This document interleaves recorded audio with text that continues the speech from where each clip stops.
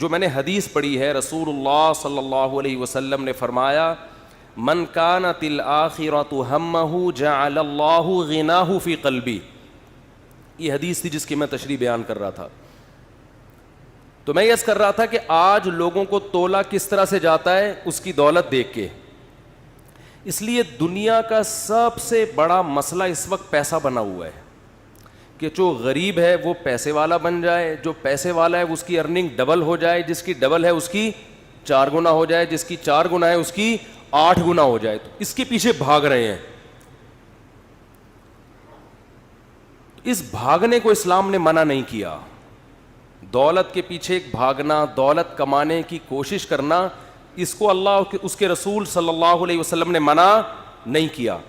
ایک چیز کو منع کیا ہے جو اسلام کے علاوہ کوئی بھی منع نہیں کرتا اس کو، وہ اس حدیث میں اس کا تذکرہ ہے.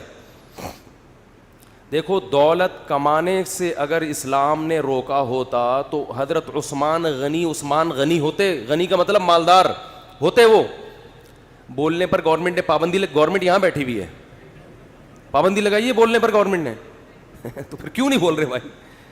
اگر اسلام نے، ابھی آپ گورنمنٹ میں ہیں نا ماشاءاللہ، اسلام نے اگر بولنے پر اسلام نے اگر دولت کمانے پر پابندی لگائی ہوتی تو آپ مجھے بتاؤ کہ حضرت عثمان غنی ہوتے؟ وہ تو اسلام لاتے ہی غریب بن جاتے نا. پھر تو ان کا لقب ہوتا غنی تھے. غنی ہے نہیں غنی. یہ عامر بھائی بیٹھے ہوئے، ایک لطیفہ انہوں نے نہیں سنا ہوگا تو سنا دیتا ہوں. آپ لوگ تو سن کے پرانے ہو گئے. دھے سے یاد آیا، ایک شخص جو ہے وہ کانچ کے برتن بیچتا تھا بوری میں. بعض لوگوں کی عادت ہوتی ہے ہر چیز کو ٹھوکر مار کے پوچھتے ہیں کہ یہ کیا ہے. عادت ہے نا، ٹھوکر پہلے ماریں گے پوچھیں گے کیا ہے. وہ بیچارہ غریب آدمی کانچ کے برتن بورے میں بند کر کے گلی میں صدائیں لگا رہا ہے. ایک سیٹھ صاحب جن کی عادت تھی ہر چیز کو ٹھوکر مار کے، ان کو نہیں پتا تھا اس میں کانچ کے برتن ہے. تو سیٹھ صاحب نے کہا بھائی ذرا مال یہاں رکھو. ٹھوکر مار کے پوچھا کیا ہے؟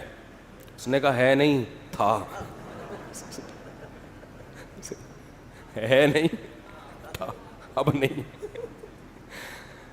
تو ٹھوکر مارنے سے پہلے دیکھ لیا کریں. تو حضرت عثمان غنی رضی اللہ تعالی عنہ، اگر اسلام میں دولت کمانے پر پابندی ہوتی تو ہم کہتے حضرت عثمان غنی ہیں نہیں تھے. اسلام لاتے ہی کیا ہو گئے؟ غریب ہو گئے، کیونکہ اسلام نے منع کیا پیسہ کمانے سے. ایسا کہیں بھی نہیں ہے. یہ چیز ہے جس میں لوگ فرق نہیں کرتے. کچھ لوگ دین سے دور بھاگتے ہیں کہ یار اگر دین کی طرف آئے تو دین تو پیسہ رکھنے سے منع کرے گا، ہمیں پیسہ کمانے سے منع کرے گا. یہ تو ٹینشن ہے، ہم تو پیچھے رہ جائیں گے. تو رسول اللہ صلی اللہ علیہ وسلم نے اس حدیث میں فرمایا من کانت دنیا ہمہ، یہ نہیں فرمایا جس نے دنیا رکھی، فرمایا نا جس نے دنیا یا پیسہ کمانے کو ہدف بنا لیا. کس چیز کو ہدف بنایا؟ پیسہ کمانے. پیسہ کسی اور چیز کا ذریعہ ہے، خود مقصد کا ذریعہ تو ہے، خود مقصد نہیں ہے. ہمارے ہاں دارالعلوم کرنگی میں ایک طالب علم، اس کے مصارف مدرسے کے ذمے تھے. صبح ناشتہ بھی مدرسے کی طرف سے، دوپہر کھانا بھی، رات کا کھانا بھی، کمرہ اس کو VIP ملا ہوا، سونے کے لیے ساری سہولتیں. تو ہمارے حضرت کے پاس آیا کہ مجھے منتھلی اسکالرشپ چاہیے. تو حضرت نے اسے فرمایا کہ جب تمہیں ناشتہ بھی مل رہا ہے، دوپہر کھانا بھی مل رہا ہے، رات کا کھانا بھی اچھا مل رہا ہے جیسا تم چاہتے ہو، سونے کی اچھی جگہ بھی ملی ہوئی ہے، تو یہ ساری سہولتیں تم رد کر کے پیسے ہی کو فوکس کیوں کر رہے ہو؟ تو اس نے جواب میں کہا پیسہ خود مقصود ہے، پیسہ خود مقصود.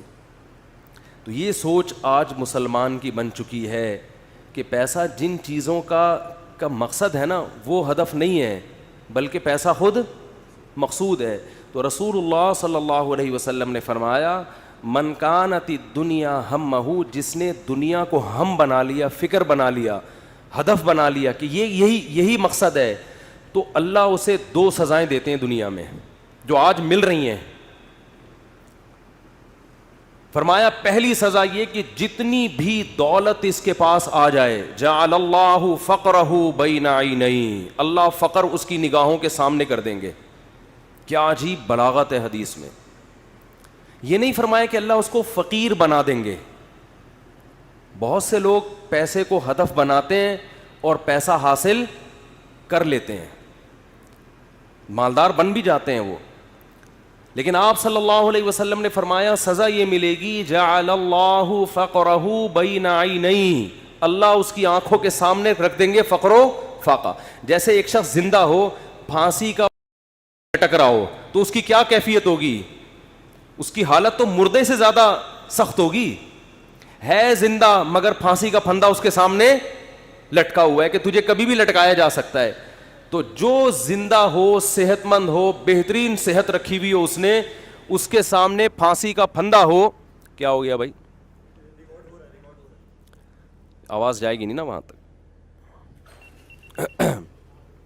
تو جو آدمی زندہ ہو، صحت مند ہو، لیکن اس کے سامنے پھانسی کا پھندا لٹکا ہوا ہو اور اسے یہ خطرہ ہو کہ کسی بھی وقت اسے یہاں لٹکایا جا سکتا ہے، آپ بتاؤ وہ اپنی صحت اور اپنی حیات اور اپنی زندگی سے لطف اندوز ہوگا؟ بھئی ایک آدمی نے ڈولے بنا لیے، صحت بنا لی، جم، جاگنگ اور بڑی اچھی خوراک اور کورونا کے ٹیسٹ بھی سارے کلیئر، ویکسین بھی ساری کمپلیٹ، کورس مور فٹ فاٹ، کوئی چھینکے وینکے بھی نہیں آ رہی اس کو.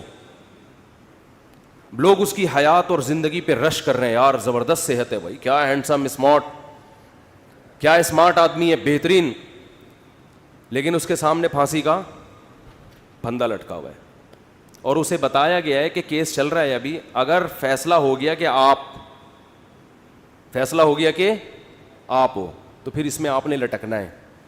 تو وہ کہے گا بھائی لوگ میری صحت کو دیکھ کے خوش تو ہو رہے ہیں لیکن مجھے پتا ہے کہ مجھ سے زیادہ خوشی میں وہ ٹی بی کا مریض ہے جسے کم از کم یہ اطمینان تو ہے کہ 10 سال سے پہلے نہیں مروں گا. تو رسول اللہ صلی اللہ علیہ وسلم نے فرمایا جس نے دولت کو اصل فکر بنا لیا نا کہ بس میرا ہدف یہی ہے کہ پیسہ کمانا ہے، وہ پیسے سے تو نے کیا کرنا ہے یہ ہدف نہیں ہے. آپ کہہ سکتے ہیں بھائی ہم جو بھی پیسہ کماتے ہیں تو مقصد پیسہ نہیں ہوتا، آگے پیسے سے کچھ چیزیں مقصد ہوتی ہیں، تو پیسہ تو کسی کا بھی مقصد نہیں ہوتا. یہ بات غلط ہے، یہ آپ کہہ تو رہے ہو لیکن حقیقت میں ایسا ہوتا نہیں ہے. اگر چیزیں مقصد ہوتی نا تو چیزیں اللہ نے ہر شخص کو، بنیادی ضرورت کی چیزیں ہر ایک کو مل رہی ہیں. حدیث مکمل کر کے بس بیان ختم کرتا ہوں. فرمایا جعل اللہ فقرہ بین عینیہ وفرق علیہ شملہ، جب دولت کو ہدف بنائے گا، مسلط کر لے گا تو فقر کا پھندا اللہ اس کے سامنے لٹکا دیں گے. ہر وقت ڈر لگا رہے گا یار میں غریب نہ ہو جاؤں، پیسہ ہے، پلاٹ پڑے ہوئے لیکن ڈر لگا رہے گا یار میں غریب نہ ہو جاؤں. دوسرا فرمایا وفرق علیہ شملہ، اس کی فکروں کو اللہ بکھیر دیں گے. اتنی ٹینشن ہے، یہ کام بھی ہو جائے، یہ بھی صحیح ہو جائے، یہ والا بھی ہو جائے، پتہ نہیں سارے کام ٹھیک ہوں گے، ایک اٹکا ہوا ہوگا اس کی وجہ سے ٹینشن. وہ یہ نہیں دیکھ رہا کہ میرے سارے کام ٹھیک ہو رہے ہیں، چلو ایک نہیں ہوا تو کیا ہے. تو اس کی فکروں کو اللہ بکھیر دیں گے، اسے پتہ نہیں چلے گا میری اصل ٹینشن ہے کیا، مجھے سکون ملے گا کس چیز میں، اتنی فکریں. اور فرمایا وَلَمْ يَأْتِهِ مِنَ الدُّنْيَا إِلَّا مَا قُدِّرَ لَهُ، اور جس دنیا کے پیچھے بھاگ رہا ہے ضروری نہیں کہ وہ بھی مل جائے، ملے گی اتنی جتنی اس کے مقدر میں اللہ نے لکھ دی ہے. یہ جو دنیا کے پیچھے بھاگ رہے ہوتے ہیں تو سب کو پیسہ تھوڑی مل جاتا ہے، بہت سے تو وہی موت تک روڈیں ہی ناپتے رہتے ہیں، سڑکیں ناپتے رہتے ہیں، ہاتھ میں کچھ بھی نہیں آتا ان کے. فرمایا ملے گا اتنا جتنا اللہ نے لکھ دیا ہے، تو ٹینشن لینے سے کوئی فائدہ نہیں ہے. تو ٹینشن نہیں لو بھائی. آپ کو کیوں نہیں بھائی آپ کو صبح آپ نے پراٹھا کھا لیا انڈے کے ساتھ، دوپہر کھانا مل گیا، رات کھانا مل گیا، ضرورت تو 2 وقت کی تھی، مل 3 وقت رہا ہے، انجوائے کرو، مزہ ہے، کیا خیال ہے بھائی. ہاں بیگم ٹینشن دیتی ہے، یہ بڑا مسئلہ ہے نا شادی شدہ آدمی. تو اس کو بولو بھائی جو نبی صلی اللہ علیہ وسلم کی سنت ہمارے سامنے، آپ صلی اللہ علیہ وسلم کی امہات نے، ہماری امہات نے، آپ کی ازواج نے جب نبی سے یہ فرمایا کہ ہم اس غربت میں گزارا نہیں کر سکتی، تو آپ صلی اللہ علیہ وسلم فرمایا بھائی میں تو اسی طرح مسکین ہوں، تو تعالینا امتعکن و اسرحکن سراحا جمیلا، کہ آؤ میں تمہیں نکاح سے فارغ کر دیتا ہوں، پھر جاؤ جس سے مالدار سے نکاح کر کے رہنے رہو. تو یہاں بھی ٹینشن لینے کا بولو نہیں، اپنی طرف سے کوتاہی نہیں کرو. یہ نہیں کہ ادھر پیسے لاکر میں چھپا کے رکھے ہوئے ہیں بینکوں میں اور بیگم کو یہ بتا رہے جیسے میرے پاس کھانے کو روٹی نہیں ہے. یہ ناجائز ہے, یہ حرام ہے. اگر واقعی قدرت کی طرف سے آپ غریب ہو گئے تو بیگم کو 2 لفظوں میں بتا دیں, بیگم صاحبہ یہی میرے پاس آمدن ہے, اتنی میری تنخواہ ہے, اس میں اتنے ہی انڈے آ سکتے ہیں, اس سے زیادہ میں سٹی اسکول بیکن ہاؤس میں بچوں کو نہیں پڑھا سکتا, رہنے رہو ورنہ پتلی گلی سے نکلو. تو ٹینشن تو لینی نہیں ہے نا, خامخواہ کی ٹینشنیں کیوں مسلط کی ہوئی ہیں.